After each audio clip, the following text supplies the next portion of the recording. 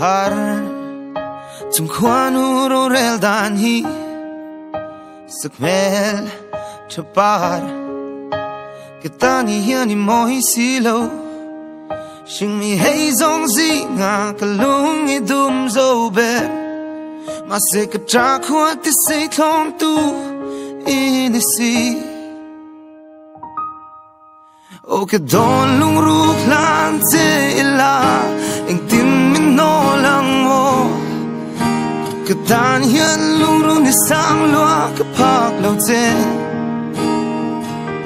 ke suang tua na ram mi tla lang ba ke chang si lo tin lung không ai tla hi không ai tla an ni si lo leng dang khu in ni moi in ni vul swal ze val tin lung I dum ti ka hai big lo o dan rual lo vin an hel ron te in tin ko om ve don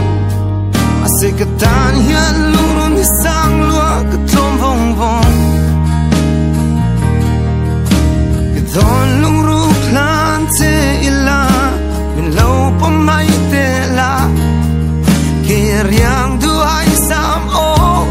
kim tu ra ka suang tu na ram mi tla lang ba ka chang si lo tin lung không ai tla hi không ai tla an ni si lo mi pa chuan phu lo kan nei lo kan ti chin ma se ka ta ni sang lua ka chong am lo te e ka don lung ru klan te ila ing tin min no lang mo ka tan hian lung ru ni sang lua ka tlom ka suam tua na ram mi tla lang ba ka chang si lo tin lung không ai tla không ai tla an ni si lo